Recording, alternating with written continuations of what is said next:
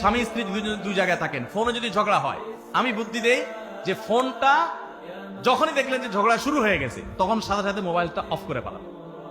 Of করে 3 দিন মাত্র রাখেন, অন্য একটা নাম্বার বাটন ফোন দিয়ে আপাতত অফিসের কাজ কাম ছাড়েন, আর বইয়ের সাথে যোগাযোগের নাম্বারটা 3 দিনের জন্য বন্ধ রাখেন। 3 দিন পরে মোবাইলটা আস্তে করে ওপেন করেন। এবার নিয়তি করেন যে ঝগড়া এটাই হবে, বরে বলবেন দেখো তোমার সাথে ঝগড়া এখানে এই পর্যন্ত থামতেছে, আমরা এখান থেকে আবার শুরু করবো ইনশাল্লাহ 3 দিন পর। 3 দিনের বিরতি দিচ্ছি, যুদ্ধবিরতি, যথারীতি 3 দিন পরে আমরা আবার শুরু করব।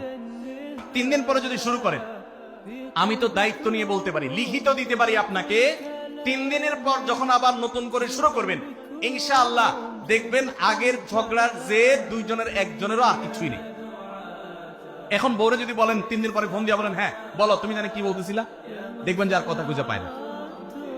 আর আপনিও যদি বলেন যে হ্যাঁ আমি জানি কি বলতেছিলাম, দেখবেন এখন ঝগড়া করে জুত পাবেন না, গিয়ার একেবারে নরমালে চলে আসছে।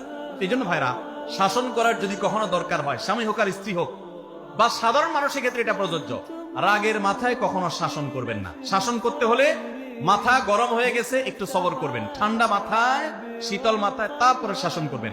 যখন রাগ উঠছে তখন কিছু বলতে যাবেন না।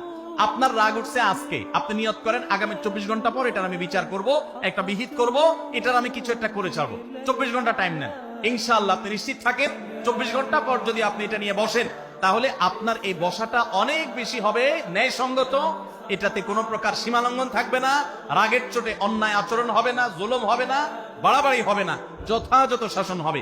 যে কোনো মানুষের ক্ষেত্রে এটা প্রযোজ্য। আপনার একটা ছেলে এমন কোন অন্যায় কাজ করছে, আপনি এখন তাকে মাথা হট হয়ে গেছে, এখন শাসন করতে গেলে জুলুম হয়ে যেতে পারে, একটু সবর করেন, সময় নেন, দেখবেন রাগটা প্রশমিত হয়ে লেভেলে চলে আসছে।